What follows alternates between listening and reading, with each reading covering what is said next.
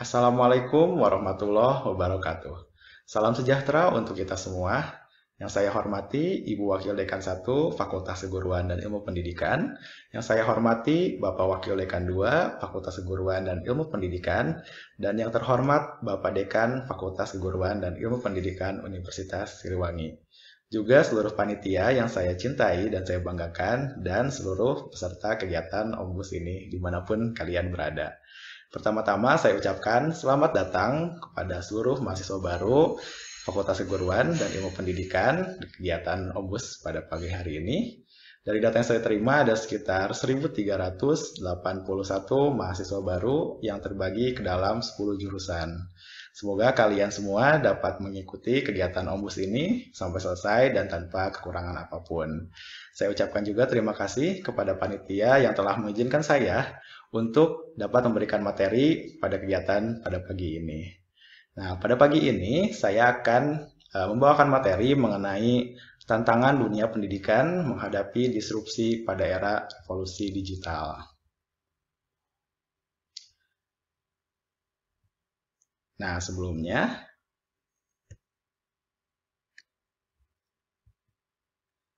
saya perkenalkan diri dulu, saya Ilham Rohman Ramadan. Saya merupakan salah satu dosen di jurusan Pendidikan Sejarah, Fakultas Keguruan dan Ilmu Pendidikan Universitas Siliwangi. Kalian jika ingin menghubungi saya, dapat menghubungi saya melalui email di alamat berikut dan juga tertera nomor handphone saya. Nah, kegiatan sehari-hari saya untuk mengampu kuliah, saya ada mengampu 6 mata kuliah. Di antaranya adalah perencanaan pembelajaran sejarah, media pembelajaran sejarah, sejarah kebudayaan, sejarah Afrika, sejarah Asia Tenggara, dan sejarah Australia dan Oseania.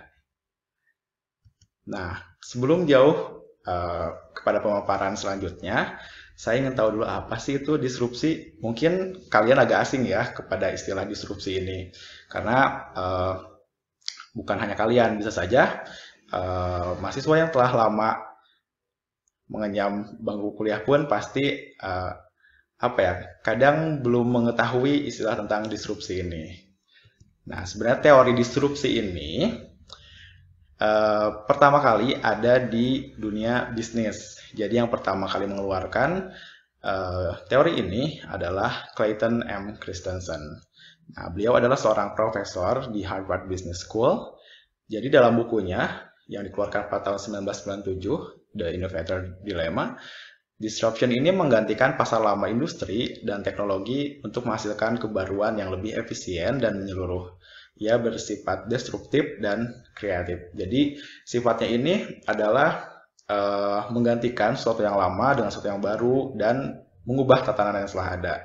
Juga dia sifatnya kreatif, jadi membuat hal-hal baru yang sebelumnya belum ada untuk bisa diterapkan di masa yang sekarang. Nah, mungkin hal yang paling mudah adalah kalian mungkin ingat dua brand ini ya. Dulu mungkin kalian ingat ada satu brand yang sangat besar, yaitu Nokia dan BlackBerry. Nah, mungkin kalau misalnya kalian ingat, dua brand ini sangat besar sekali, sampai mungkin banyak orang berpikir, apakah bisa brand besar ini runtuh begitu saja dan kalah oleh pesaingnya yang baru. Nah, sedangkan pada masanya, dua brand ini sangat inovatif dan sangat digandrungi oleh pasar. Nah, buktinya brand-brand ini banyak saingannya, bahkan banyak copycat atau yang mengimitasi atau mengcopy bentuk dari HP tersebut. Misalnya ada BlueBerry, lalu juga kalau misalnya masih ingat tuh ada Nexian. Nah, ini mungkin versi murahnya ya, tapi tidak menggunakan platformnya si BlackBerry ini. Lalu kemudian tiba-tiba kedua platform itu hancur.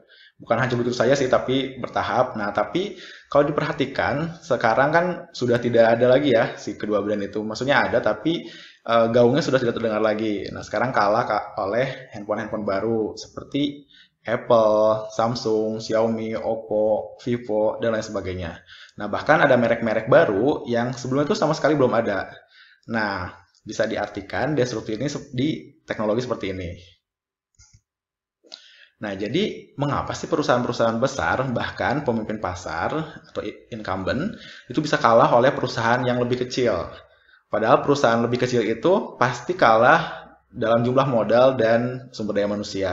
Nah, jawabannya adalah terletak pada perubahan besar yang mendasar. Jadi si perusahaan-perusahaan kecil ini, walaupun mereka tidak memiliki modal besar, lalu tidak memiliki sumber daya yang besar juga seperti perusahaan yang sebelumnya, tapi mereka mampu menciptakan satu produk yang sangat inovatif, sehingga bisa diterima oleh pasar dan kemudian dapat menjadi semakin besar.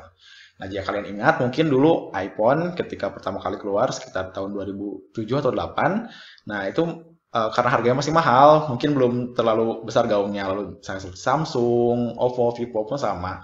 Nah, kemudian lama-kelamaan si pasar ini selalu haus akan inovasi. Masyarakat pengguna selalu haus akan inovasi. Nah, makanya yang kemudian bertahan adalah perusahaan-perusahaan besar yang dapat terus berinovasi.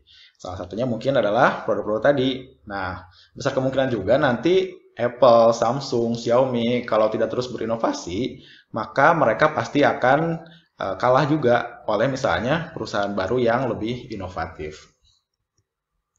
Nah, atau mungkin contoh lainnya ada di sekitar kita. Misalnya ada Gojek, ada Grab, ada Red Doors. Nah, tiga contoh ini adalah tiga perusahaan yang mungkin modalnya tidak besar. Seperti Gojek, mereka tidak memiliki motor berjumlah jutaan, atau seperti Red Doors, mereka tidak memiliki hotelnya. Tapi mereka memanfaatkan kecanggihan teknologi untuk dapat mengembangkan ide bisnis mereka, yaitu dengan bike sharing. Jadi motornya dari driver sendiri, lalu mereka hanya menyediakan aplikasi sendiri. Begitupun dengan Red Doors dan Grab. Seperti kalian ketahui kan mereka pasti tidak memiliki modal yang besar, tidak sebesar seperti perusahaan-perusahaan yang lebih dahulu. Mungkin Red Doors tidak memiliki modal seperti hotel-hotel yang telah ada, seperti Hilton atau misalnya Ritz-Carlton. Nah, Gojek pun sama. Gojek itu kan menjadi momok menakutkan bagi seperti taksi-taksi yang telah ada, seperti Bluebird dan lain sebagainya. Nah, perusahaan-perusahaan besar ini ternyata kalah inovatif dengan perusahaan yang lebih kecil, karena memang perusahaan kecil ini walaupun kecil tapi mereka dapat menggantikan tatanan yang telah ada. Nah, sekarang kan bisa kalian lihat bahwa si Gojek ini ada di mana-mana. Pada dulu sering ditentang di setiap kota oleh ojek pengkolan, tapi kemudian pada akhirnya pasar memilih perusahaan yang lebih inovatif dan juga menguntungkan mereka. Jadi memang akhirnya masyarakat kita pun melek akan teknologi karena perusahaan-perusahaan tersebut. Nah, selanjutnya saya akan menjelaskan mengenai disrupsi dalam dunia pendidikan. Nah, mungkin saya akan ini coba mengilustrasikan ya dalam slide yang halaman ini, bahwa yang kalian bayangkan mungkin disrupsi di bidang pendidikan adalah cara belajar salah satunya dari yang dulu masih tradisional seperti misalnya ceramah dan kemudian berubah ke pembelajaran yang menggunakan teknologi. Nah, lebih jelasnya mungkin akan saya jelaskan di slide berikutnya.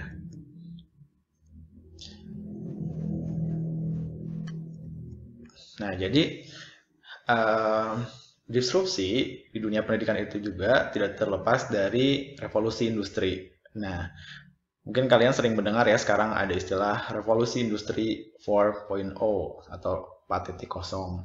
Nah, jadi si revolusi industri ini memang dikategorikan menjadi 4 tahap. Nah, yang pertama ada revolusi nomor 1 atau 1.0. Nah, revolusi ini terjadi pada sekitar abad 18 atau 1784.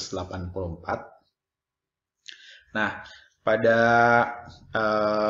revolusi yang pertama ini ya itu ditandai dengan hadirnya mesin uap. Jadi mesin uap ini sangat mengubah ketatanan dunia. Jadi sebelumnya yang menggunakan tenaga manusia, tenaga kuda, dan kemudian beralih ke mesin yang menggunakan uap. Nah, karena memang hal ini menggantikan tenaga manusia yang mempunyai keterbatasan, juga seperti tenaga hewan sama. Mereka ada masa terbatasnya, sedangkan jika mesin uap ini selama masih memiliki bahan bakar tentu akan terus berjalan. Nah, revolusi ini juga kemudian bisa mengubah tatanan hidup dunia karena mengurangi kelangkaan tenaga kerja, karena memang nanti ada dibukanya pabrik-pabrik besar dan menghasilkan banyak produk-produk. Nah, walaupun memang tidak semasif nanti di revolusi 2.0. Nah, selanjutnya revolusi industri 2.0 yang terjadi sekitar tahun 1870-an.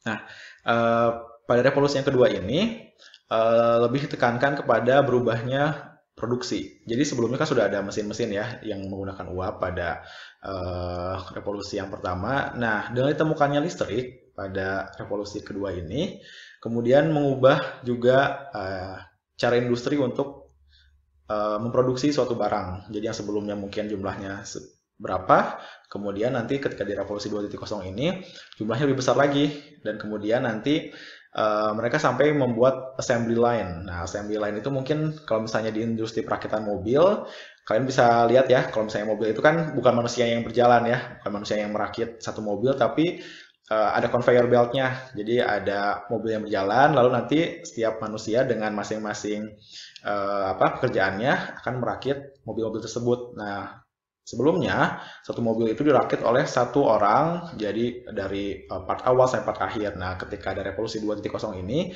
nanti ditemukannya assembly line, atau bagian-bagian perakitan yang berbeda-beda.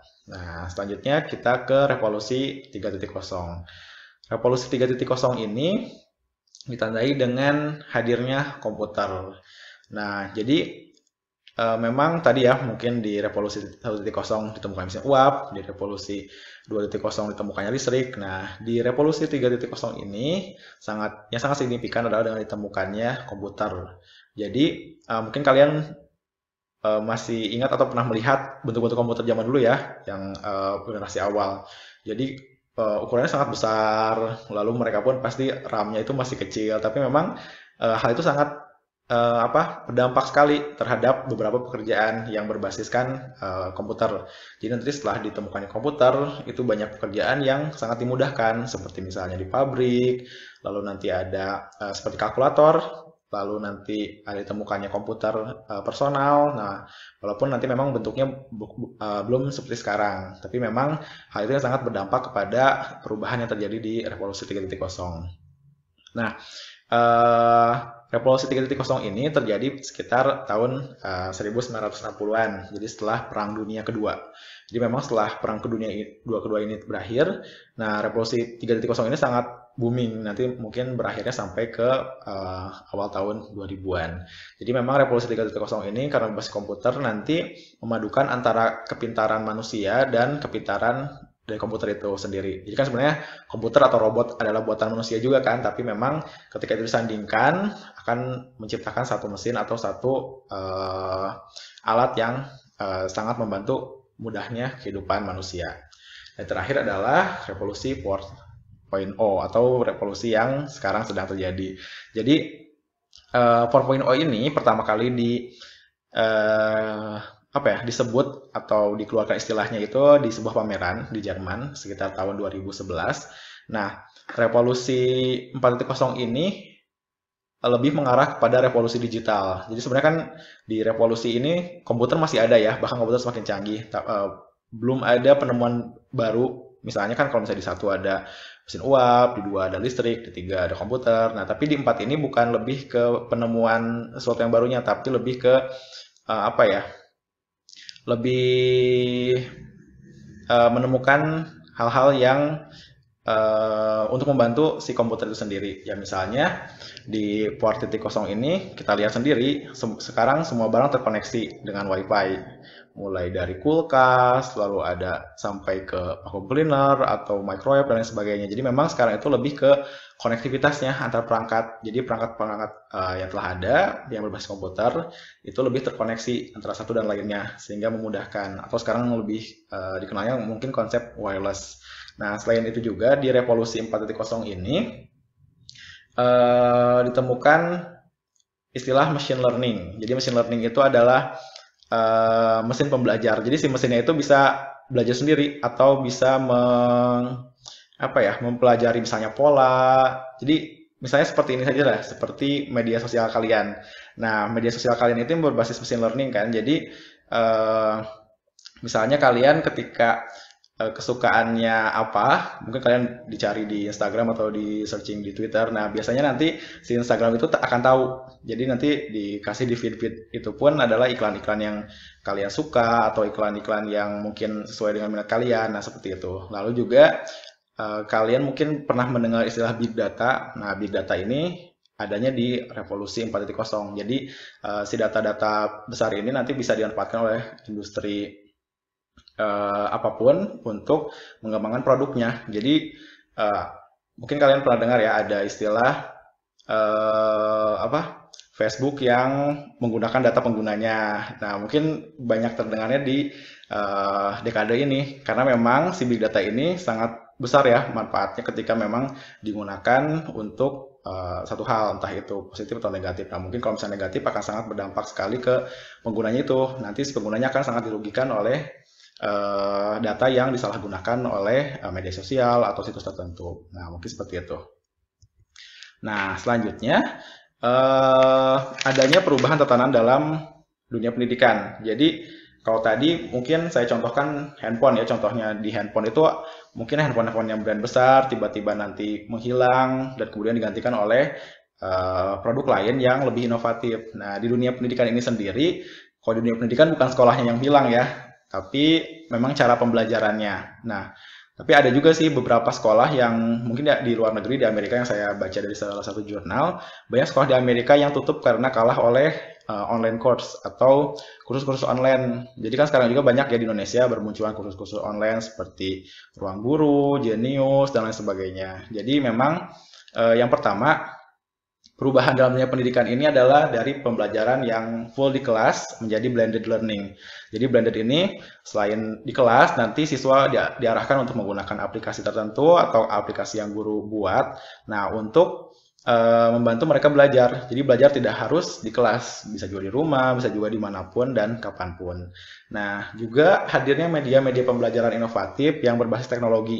Jadi mungkin kalian tahu ada seperti AR, Augmented Reality, ada VR, Virtual Reality, lalu ada beberapa aplikasi smartphone lain yang bisa dimanfaatkan dalam belajar. Nah, mungkin saya di sini posisinya selain kalian sebagai mahasiswa baru, juga nanti kalian bersiapkan untuk menjadi calon guru. Nah, kalian pun harus bisa mempelajari media-media ini dari sekarang karena kalian pun nanti akan menghadapi dunia pendidikan. Nah, tadi sudah saya jelaskan ya, tadi ada online course, seperti Ruang Guru, Skillshare, Genius, dan lain-lain sebagainya. Nah, dan juga ada e-rapot. Jadi mungkin kalau dulu rapot itu manual ya, orang tua kalian datang ke sekolah. Nah, mungkin kedepannya akan semakin mudah dengan ada e-rapot ini. Pertama, akan hemat kertas dan ramah lingkungan. Lalu kedua, guru pun akan lebih mudah, tidak perlu menulis ya, hanya perlu mengetik atau mengolah nilai yang sudah ada.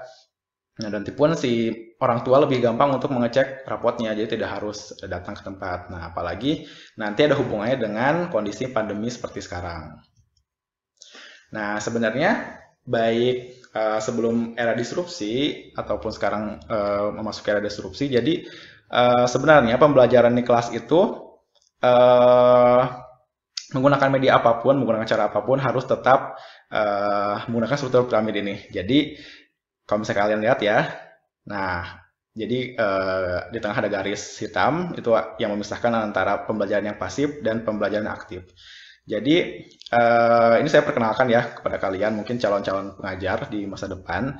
Jadi pembelajaran yang pasif adalah pembelajaran yang hanya satu arah. Jadi hanya guru yang menjelaskan tanpa ada interaksi. Mungkin ada interaksi dari siswa juga, tapi hanya sedikit. Nah, jadi ketika guru hanya menjelaskan, nah itu hanya 5%. Nah, apabila misalnya hanya membaca itu 10%, lalu audiovisual 20%, dan demonstrasi 30%. Nah, yang impact-nya lebih besar itu ada di diskusi, lalu nanti ada practice by doing, dan juga teach others. Jadi, nah ini juga strategi buat kalian ya, ketika nanti kalian ketika sudah memasuki dunia perkuliahan, sudah memasuki masa perkuliahan, nah agar ilmunya lebih mudah untuk terserap, nah gunakanlah 3 yang ada di dasar piramid ini. Jadi ketika kalian sering berdiskusi dengan teman atau dengan dosen, dengan guru, nah lalu atau kalian latihan dengan langsung melakukan hal yang dikaji atau dengan mengajarkan kepada orang lain. Jadi mengajarkan kepada orang lain ini yang paling besar. proses penyerapan ilmunya karena kalian akan 2 kali belajar. Pertama ketika kalian menyerap ilmu tersebut yang disampaikan oleh dosen misalnya, dan kedua ketika kalian akan menyampaikan lagi ke orang, entah ke teman atau ke adik, ke murid atau ke siapapun. Nah, itu kalian akan menghadapi proses pembelajaran yang kedua. Jadi ketika kalian mengajarkan orang lain, nah itu ilmunya akan gampang terserap karena kalian akan pasti akan mengulang-ulang terus ya si materi yang kalian telah pelajari. Nah, mungkin itu hanya sekilas saja ya. Nah, jadi disrupsi dan pendidikan ini sebenarnya harus berjalan beriringan. Jadi dunia pendidikan itu tidak boleh kalah oleh teknologi yang semakin cepat. Jadi kan teknologi itu cepat banget ya si perkembangannya. Nah, dunia pendidikan pun harus terus merespon dengan kemajuan teknologi ini. Jadi misalnya ditemukan teknologi baru seperti AR, VR. Nah, harusnya si pendidikan pun, si dunia pendidikan ini harus bisa merespon. Jadi menggunakan aplikasi-aplikasi berbasis VR, basis AR. Nah, mungkin sekarang juga sudah banyak ya. Nah, kedepannya mungkin harus semakin banyak.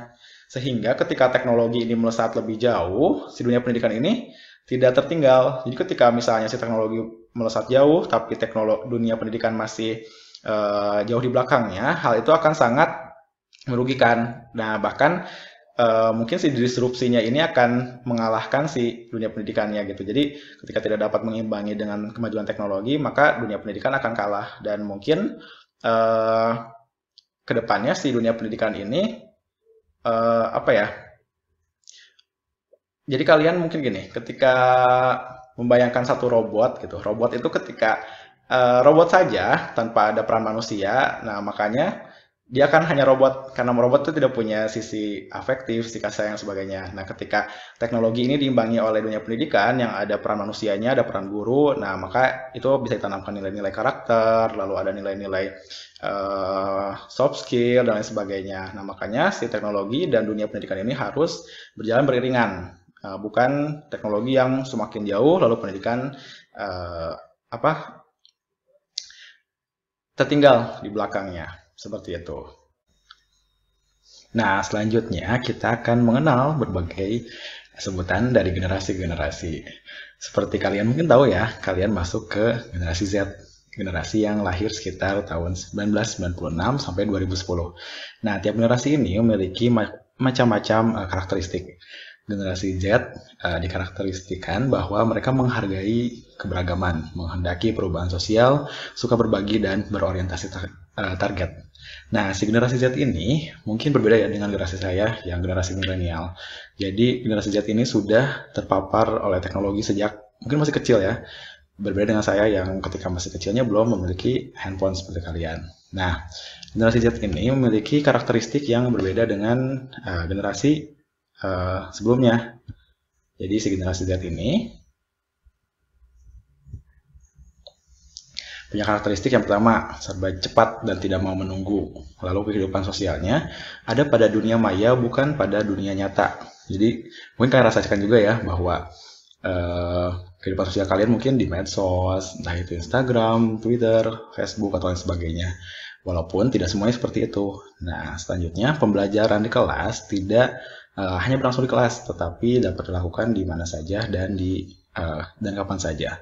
Juga terakhir pembelajarannya sesuai dengan karakteristik pribadi peserta didik. Jadi memang si guru harus mengenal karakteristik dari generasi Z ini, dan ini merupakan generasi yang kalian ada saat ini. Jadi memang karena setiap generasi memiliki karakteristik berbeda. Nah, mungkin ketika nanti kalian menjadi guru, entah kalian akan mengajar sesama generasi Z atau mungkin bisa mengajar generasi Alpha yang lebih muda. Nah, generasi Alpha ini mungkin akan lebih melek teknologi ya, karena mungkin mereka dari bayi saja sudah langsung kenal dengan teknologi. Nah, selanjutnya akan saya jelaskan mengenai pandemi dan era kenormalan baru di dunia pendidikan.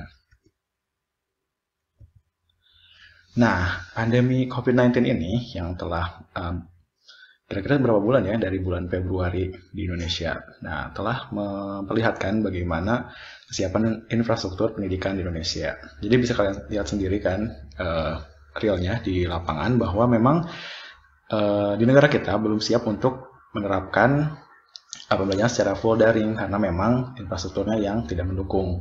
Jadi kalian bisa lihat bahwa tidak harus di luar Jawa, di Jawa sendiri pun banyak daerah yang belum tercover oleh sinyal telekomunikasi. Padahal misalnya menggunakan operator yang terbaik.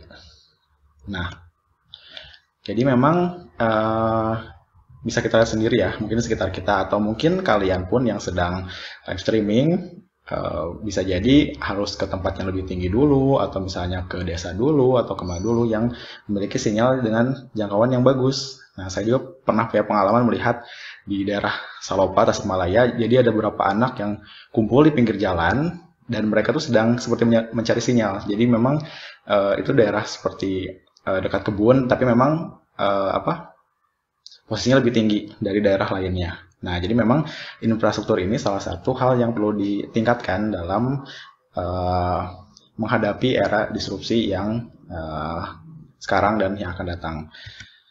Nah, jadi dalam menghadapi COVID-19 ini sendiri, pemerintah langsung mengeluarkan kurikulum darurat. Jadi ada keputusan Menteri Pendidikan dan Kebudayaan nomor 7/19 2020 tentang pedoman pelaksanaan kurikulum pada satuan pendidikan dalam kondisi khusus. Nah, kondisinya karena sekarang memang kondisi sedang tidak normal, tanda kutip, karena memang sedang dalam kondisi pandemik. Nah, lalu juga didukung oleh keputusan Kepala Badan Penelitian dan Pengembangan dan Perbukuan nomor 18 tahun 2020 tentang kompetensi inti dan kompetensi dasar. Jadi memang di kurikulum darurat ini akan diberlakukan dari SD sampai SMA. Mungkin kalau di perguruan tinggi memiliki kurikulum yang berbeda, karena memang kalau perguruan tinggi lebih siap untuk pembelajaran daring dibanding satuan pendidikan yang lainnya. Nah, jadi selama pembelajaran daring kemarin pun banyak sekali kendala yang dihadapi entah oleh guru, orang tua, dan siswa selama masa pembelajaran jarak jauh. Jadi misalnya kendala dari guru kesulitan mengolah PJJ dengan fokus pada penuntasan kurikulum. Jadi guru tuh terus akhirnya tuh hanya pemenuhan kurikulum saja tanpa memperhatikan entah itu pembelajarannya berjalan dengan baik atau nanti evaluasinya seperti apa dan sebagainya. Juga guru sulit untuk komunikasi dengan orang tua karena memang keterbatasan itu ya, keterbatasan alat komunikasi dan lain sebagainya.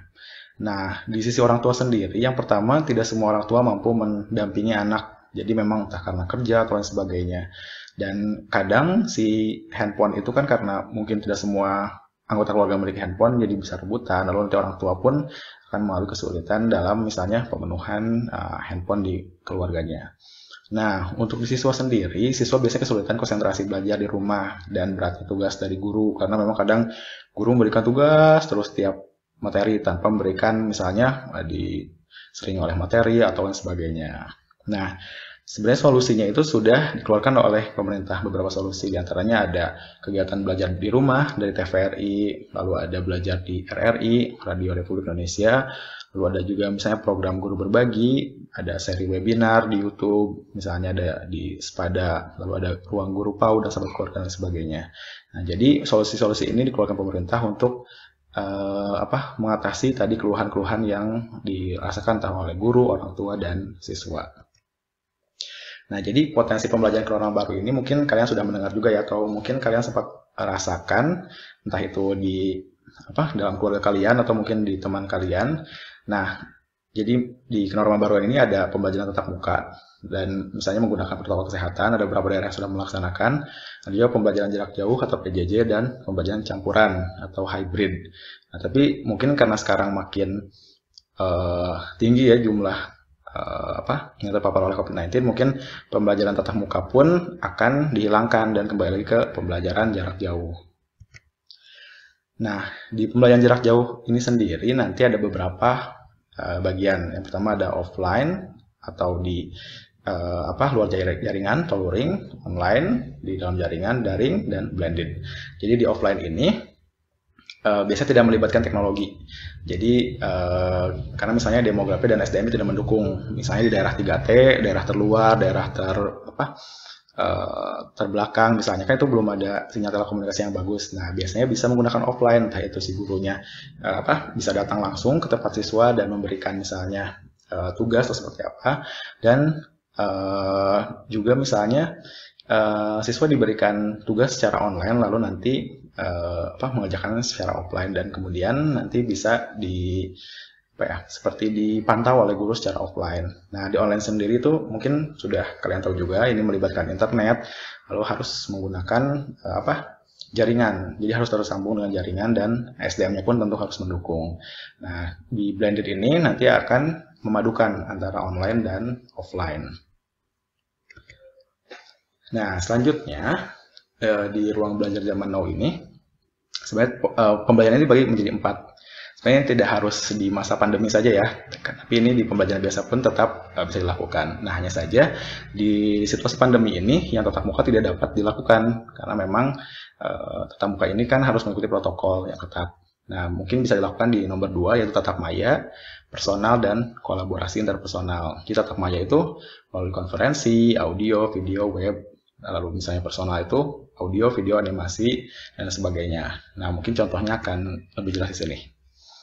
Nah, jadi tatap maya bisa melalui Zoom atau Google Meet dan lain sebagainya. Nah, sedangkan kalau mandiri ini atau asinkronus, nah bisa melalui misalnya dengan memperhatikan satu video YouTube atau misalnya seri dokumentari di salah satu platform online.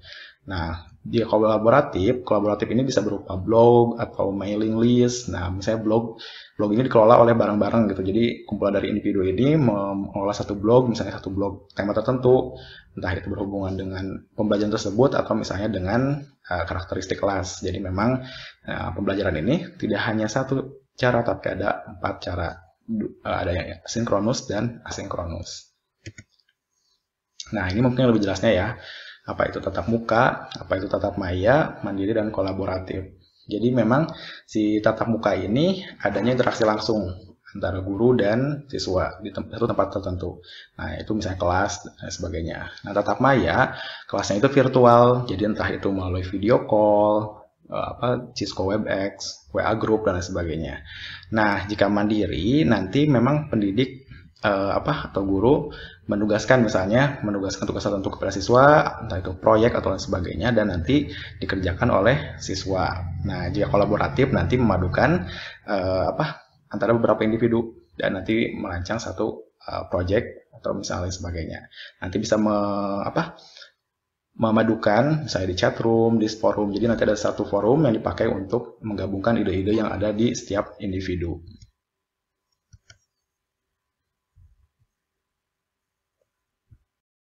Nah, selanjutnya akan kita bahas mengenai keahlian apa saja sih yang dibutuhkan dalam menghadapi disrupsi teknologi ini.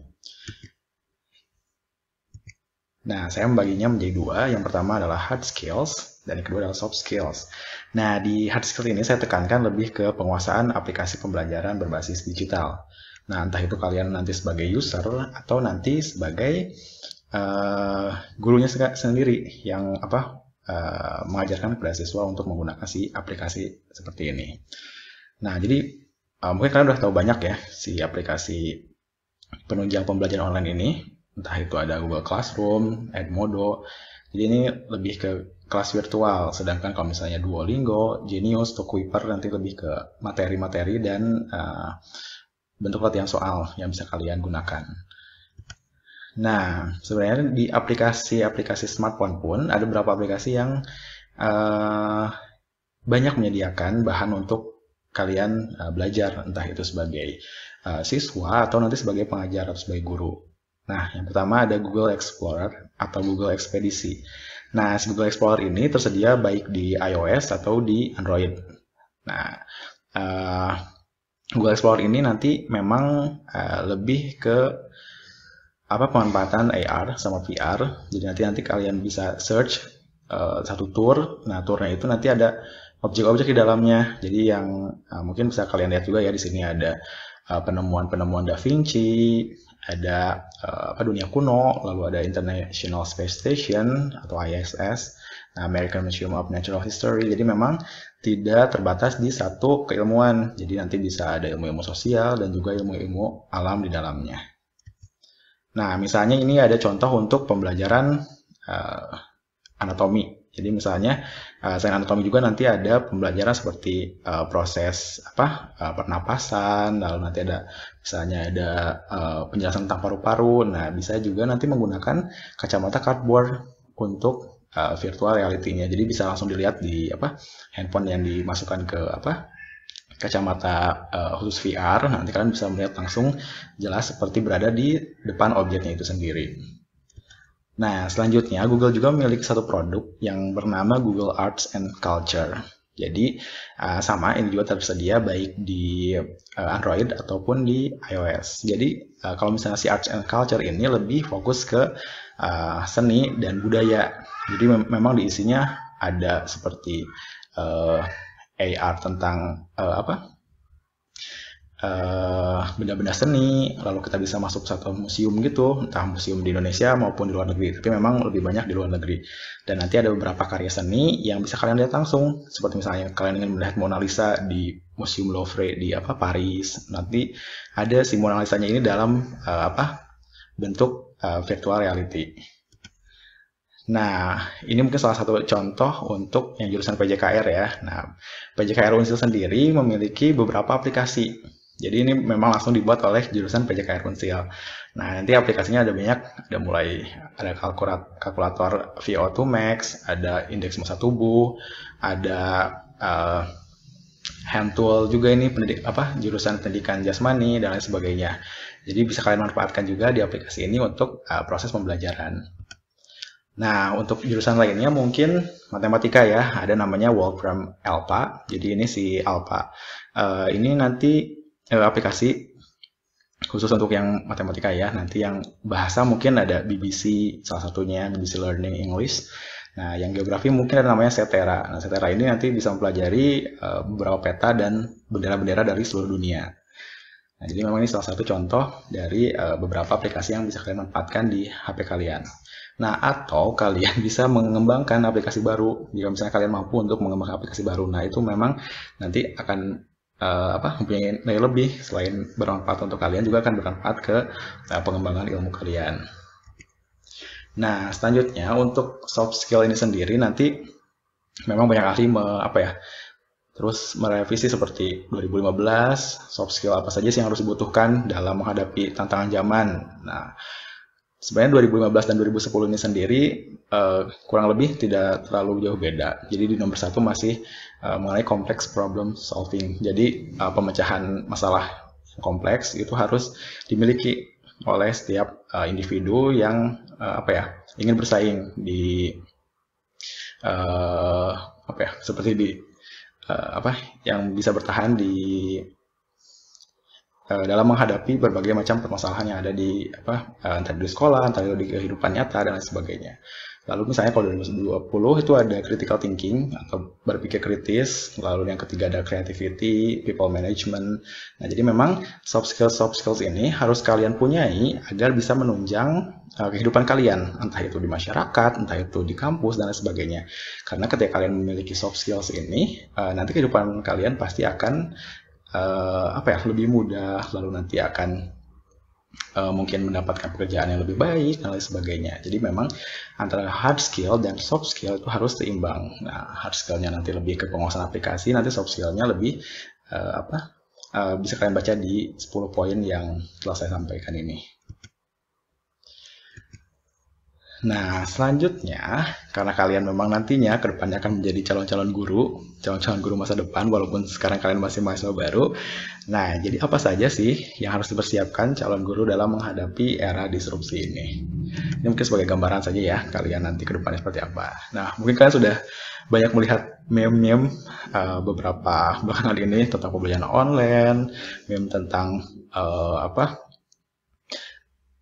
prosesnya juga dan sebagainya. Mungkin ini salah satu meme ya. Jadi memang dalam pembelajaran online ini suka gagal fokus, entah itu karena ada distraksi dari aplikasi atau distraksi dari mana saja. Nah, memang agak susah untuk membuat siswa ini terus fokus dalam pembelajaran online ini, entah karena capek atau seperti apa. Nah, makanya guru itu harus dapat mengembangkan satu media yang menarik siswa jadi siswanya itu nggak bosan memperhatikan kalian. Jadi kalau misalnya dilihat ya, biasanya dalam beberapa menit mereka udah bosan, beberapa menit lagi udah ngantuk. Nah, makanya harus bisa mengembangkan media yang bisa membuat mereka tetap terjaga dan memperhatikan pembelajaran kalian. Nah, selanjutnya mungkin ini meme kedua ya. Kalau bisa zaman dulu bolos itu loncat pagar. Nah, kalau sekarang bolos itu mungkin mematikan kamera dan mikrofon. Nah, sebenarnya itu lebih berhubungan dengan etika ya. Jadi kalian pun mungkin sebagai mahasiswa harus memiliki etika seperti itu ya. Karena nanti ke depannya pun karena kalian akan menjadi role model. Jadi kalau misalnya kalian nanti pun di perkuliahan mematikan kamera, mematikan mikrofon, terus pergi kemana gitu, sedangkan misalnya dosen sedang menjelaskan, nah itu salah satu bentuk kecurangan akademik juga, karena memang kalian tidak sama saja tidak masuk kelas ya, tapi kalian misalnya absen. Nah, sama juga nanti ketika kalian menjadi guru, kalian harus memberikan contoh bahwa siswa itu harus bertanggung jawab dengan apa yang mereka lakukan. Jadi mereka harus tetap memperhatikan guru, memperhatikan materi, dan mengikuti apa saja peraturan yang ada di kelasnya. Nah, ini meme ketiga ya. Nah, jadi guru pun harus bisa bisa bertanggung jawab. Jadi tidak hanya siswa kadang, jadi gurunya pun kadang ketika misalnya mempersiapkan pembelajaran menggunakan media konferensi, misalnya Google Meet ya. Nah, si muridnya tuh udah pada masuk, tapi kemudian siswa itu udah 1 jam, ini gurunya pada kemana ya? Gurunya tuh ternyata nggak masuk-masuk. Nah, entah itu si gurunya mengalami trouble karena misalnya tidak bisa masuk ke Google Meet-nya, atau memang karena gurunya kelupaan atau apa. Nah, memang belajar daring ini karena kita sama-sama belajar, nah memang harus lebih bertanggung jawab dalam menggunakan teknologi ini. Entah itu tanggung jawab dalam hal etikanya, ataupun tanggung jawab dalam menggunakan fitur-fitur yang ada. Nah, selanjutnya mungkin yang harus kalian tanamkan adalah pendidikan mengenai cara menghindari plagiarisme. Jadi karena generasi Z ini kan tadi ya, mereka itu serba cepat, dan mereka itu biasanya ketika membuat makalah misalnya, mereka tuh hanya copy paste. Nah, padahal copy paste itu kan merupakan salah satu kecurangan akademik, ya, yaitu plagiarisme. Nah, plagiarisme ini sebenarnya bisa dihindari jika guru mengajarkannya sejak dini. Nah, bahkan ketika misalnya dari SD, SMP, SMA sudah diajarkan, makanya mereka ketika menapaki jenjang yang lebih tinggi, maka mereka akan semakin bertanggung jawab. Nah, yang pertama misalnya guru memberikan tugas makalah. Nah, mereka tuh hanya misalnya mencari di Google, copy paste, terus mencetaknya, hanya mengganti identitas nama. Nah, mungkin jika gurunya kurang cakap teknologi, mereka akan percaya saja, gurunya akan percaya bahwa itu adalah pekerjaan dari siswanya. Padahal misalnya jika gurunya pintar, ada beberapa tools yang bisa digunakan untuk menanggulangi hal tersebut. Entah itu untuk mengecek tugas makalah atau untuk mengecek tugas-tugas lainnya. Nah, misalnya ada di smallseotools.com/plagiarism-checker. Nah, di website ini menawarkan cek plagiarisme dengan memasukkan teks yang ada. Jadi nanti memang masih dibatasi per 1000 kata. Tapi ini memang hasilnya lumayan akurat untuk mengecek apakah tugas itu diambil dari internet atau memang dikerjakan oleh siswa sendiri dengan diolah terlebih dahulu. Nah, selanjutnya kemampuan yang harus dimiliki oleh guru adalah guru itu harus up to date. Nah, up to date dengan berbagai macam hal. Nah, up to date ini bisa digali dengan misalnya membaca buku, membaca jurnal, lalu melihat berbagai media, entah itu video di YouTube atau misalnya dengan mengikuti workshop. Nah, jadi ketika gurunya up to date pun nanti siswanya pun akan merasakan pembelajaran yang mengasyikkan. Misalnya guru tuh menerapkan pembelajaran yang dia pelajari dari workshop, atau misalnya dari dia melihat di YouTube ada guru lain yang menggunakan metode yang unik gitu, dan dia mengajarkannya di kelas. Nah, itu harus guru up to date. Nah, jadi misalnya guru itu membaca jurnal, jadi misalnya bisa membaca jurnal di Elsevier. Lalu misalnya kan sekarang siswa tuh lebih lebih update dalam hal teknologi, entah itu dengan dari handphone atau misalnya dari laptop. Nah, dari handphone sendiri, mungkin semua dari kita tahu ya, ada platform namanya Netflix. Netflix ini penyedia video. Nah, sebenarnya di Netflix ini banyak sekali video-video yang video dokumenter terutama yang bisa digunakan oleh guru untuk dimasukkan ke dalam proses pembelajaran. Nah, misalnya ada series namanya Our Planet. Nah, Our Planet ini bisa digunakan misalnya oleh guru, entah itu guru biologi, atau misalnya guru ilmu pengetahuan alam, untuk mengajarkan siswanya mengenal planet kita, bumi kita. Sebenarnya tidak harus guru mata pelajaran spesifik ya. Jadi misalnya guru sosial pun bisa, karena memang di dalamnya ini tidak hanya mengajarkan bahwa apa saja sih yang ada di bumi ini, tapi juga mengenai misalnya nilai-nilai lingkungan hidup, cara menjaga bumi dari global warming, lalu nanti kita bisa melihat bahwa kita tidak hanya hidup sendiri di bumi ini, tapi juga ada makhluk hidup lain, entah itu binatang atau tumbuhan. Nah, mungkin yang sosial bisa pakai ini ya, seriesnya History 101. Jadi nanti di dalamnya ada beberapa episode, misalnya episode fast food, lalu ada episode lain sebagainya. Jadi nanti memang ada beberapa episode. Nah, jadi ini bisa dijadikan referensi juga untuk di dalam pembelajaran. Nah, mungkin sekarang yang lagi hits itu Disney Plus Hotstar. Jadi si Disney ini memang baru di launching awal September, yang dibawa oleh salah satu operator besar kita. Jadi memang di si Disney Hotstar ini selain isinya ada film-film Disney, juga karena si National Geographic merupakan salah satu bagian dari Disney. Nah, makanya di dalam si Disney Hotstar ini nanti ada kumpulan dokumenter-dokumenter National Geographic. Nah, salah satunya misalnya Women of Impact. Nah, saya tuh baru lihat si dokumenter ini, dan menurut saya ini bagus ya sebagai inspirasi, apalagi terutama kepada siswi-siswi, sebenarnya kepada siapapun, bahwa di luar sana tuh ada role model, ada orang-orang tangguh yang mereka itu bekerja untuk dunia yang lebih baik gitu. Jadi nanti ada Jane Goodall yang meneliti tentang simpanse, lalu nanti ada ahli botanis, ada beberapa ahli yang lain yang karyanya itu bisa menginspirasi kita untuk membuat bumi ini menjadi lebih baik. Nah, selain Women of Impact ini, nanti National Geographic pun banyak ada dokumenter yang berhubungan dengan kesejarahan, dengan keilmu alaman, dengan fisika, dengan teknologi dan lain sebagainya.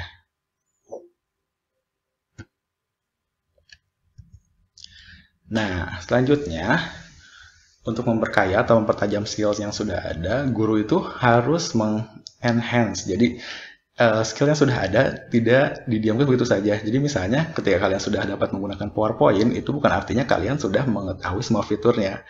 Padahal misalnya di PowerPoint itu kan banyak fiturnya ya, begitupun dengan Excel, dengan Word. Jadi ketika misalnya si guru atau misalnya kalian sebagai mahasiswa pun menggunakan Excel hanya sebagai tanpa menggunakan rumus, misalnya tanpa menggunakan rumus Excel-nya hanya sebagai misalnya fungsi untuk memasukkan rumusnya, hanya itu saja yang tahu, padahal rumus Excel itu kan. Nah, kemampuan selanjutnya adalah guru harus bisa memperkaya atau mempertajam skills yang sudah ada.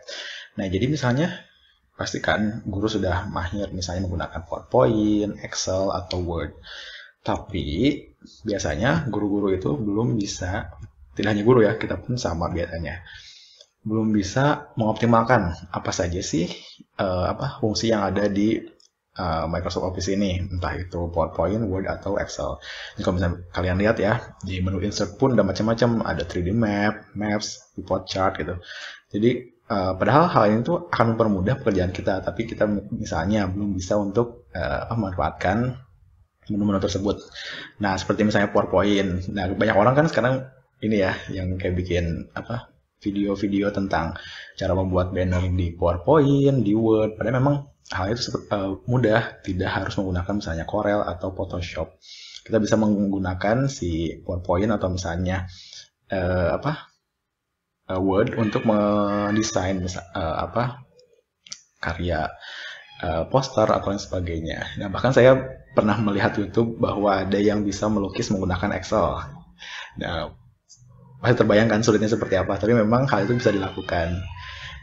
Yang selanjutnya adalah kita harus bisa menyeimbangkan antara mengolah kelas luring dan daring. Jadi antara yang offline dan online ini harus bisa imbang. Jadi guru harus bisa menggunakan aplikasi dari smartphone, juga harus bisa mengolah kelas secara langsung. Jadi misalnya guru membuat vlog terus tanpa bisa mengolah kelas langsung, misalnya komunikasinya jelek, nah itu pun tidak bagus. Atau misalnya guru terus berceramah di kelas terus tanpa misalnya membuat media berbasis teknologi, nah itu pun sama, tidak bagus. Nah, artinya harus memang balance atau seimbang. Nah, ada yang memang baru juga ya, jadi guru misalnya disuruh menyiapkan Zoom ke siswa, Lalu terus si ibunya tidak bisa masuk ke Zoom dan ternyata si ibunya masuk ke Google Meet. Jadi itu ya, ada beberapa guru yang memang apa ya, apa-apa tuh dibeban ke siswa gitu. Jadi misalnya guru tidak bisa membuat kelas sendiri, kelas online, atau misalnya tidak bisa membuat konferensi sendiri lalu membebankan kepada siswa. Nah, harusnya guru itu bisa mandiri, bisa membuat kelas sendiri atau tidak harus membebankan mahasiswa atau siswa. Nah, selanjutnya guru itu terus selalu berinovasi. Jadi ketika dia terus berinovasi, artinya dia bisa menemukan sesuatu yang baru. Jadi inovasi ini pasti tidak akan muncul secara instan. Jadi artinya harus tadi membaca atau memperhatikan media yang sudah ada, dan ketika si guru atau misalnya kalian sebagai mahasiswa pun memperkaya diri kalian dengan membaca, pasti nanti akan menemukan hal-hal baru yang beneran baru yang belum misalnya kalian ketahui sebelumnya. Nah, guru juga harus bisa mengembangkan modul atau misalnya LKS atau misalnya aktif penulis. Tidak harus menggunakan LKS yang harus dibeli dari penerbit misalnya. Nah, itu sangat bagus ketika bisa mengembangkan modul sendiri karena nanti akan sesuai dengan karakteristik siswa yang ada. Karena guru sendiri kan yang tahu karakteristik siswa masing-masing. Nah, selanjutnya guru pun harus menjadi leader bagi siswanya. Guru tidak asal mengajar. Jadi guru tuh harus mempunyai konsep dulu sebelum mengajar. Misalnya dia membuat mind mapping dulu. Jadi ketika masuk kelas pun dia memiliki beberapa langkah di depan siswa. Jangan sampai guru itu malah ada di belakang siswa kemampuannya. Jadi memang guru harus beberapa langkah di depannya. Dan ketika mulai pembelajaran pun, jadi guru tuh harus bisa memberikan persepsi dulu atau pengantar dari pembelajarannya. Jangan sampai nanti langsung masuk ke pembelajaran lalu tidak dijembatani dulu sebelum masuk pembelajaran itu seperti apa. Nah, memang itu adalah ciri guru di era disrupsi. Nah, selanjutnya guru pun pada akhirnya akan menjadi ujung tombak pendidikan itu sendiri. Jadi ketika gurunya pun tidak siap mengajar di era disrupsi ini, maka akibatnya akan sangat fatal karena kedepannya si anak bangsa ini mungkin tidak akan secemerlang anak-anak di negara lain. Tapi ketika si gurunya sudah dapat mengimbangi pembelajaran dengan teknologi yang canggih, teknologi yang sesuai zaman, maka kedepannya dimungkinkan negara kita akan bersaing dengan negara-negara yang lainnya di dunia. Nah, mungkin yang terakhir ya, ini adalah pesan. Nah, ketika kalian pun nanti pembelajaran secara daring, mungkin kalian memiliki adik atau kakak atau misalnya sepupu. Nah, bantulah mereka karena memang kalau misalnya lihat di meme ini ya, orang tua pun biasanya stres ketika menghadapi anak setiap hari. Jadi ketika kalian bantu orang tua atau misalnya bantu saudara belajar secara online, nanti mungkin si tugas orang tua ini akan sedikit lebih ringan karena memang nanti dibantu oleh kalian. Jadi tugas kalian itu ketika di rumah tidak hanya belajar kalian sendiri, pribadi sendiri. Misalnya ketika tugas-tugas kuliah sudah selesai, artinya sudah selesai gitu. Nah, tapi bantu juga adik-adik kalian. Misalnya kalian nanti ada di jurusan tertentu, misalnya di fisika, di ekonomi, di mana. Nah, ketika misalnya di fisika kalian memiliki adik yang sedang berada di SMA, nanti mungkin bisa diajarkan untuk misalnya dibantu oleh kalian dalam membuat pekerjaan rumah dan lain sebagainya. Jadi memang nantinya pekerjaan orang tua pun akan sedikit lebih ringan ketika dibantu oleh kalian. Nah, pada akhirnya kesimpulannya, jadi saya membagi ke dalam beberapa poin. Yang pertama, memang tantangan terbesar di era disrupsi ini adalah pengembangan sumber daya manusia dan infrastruktur. Jadi sumber daya manusia ini ketika sudah sangat bagus dan didukung oleh infrastruktur pendidikan yang sangat bagus juga. Nah, kedepannya negara kita tidak akan tertinggal dengan negara-negara yang lainnya, apalagi di era disrupsi teknologi ini yang sangat maju. Nah, selain itu dibutuhkan inovasi dan pembaharuan. Jadi ini adalah kuncinya. Jadi ketika kita kurang inovasi, nah nanti akan dikalahkan oleh teknologi itu sendiri.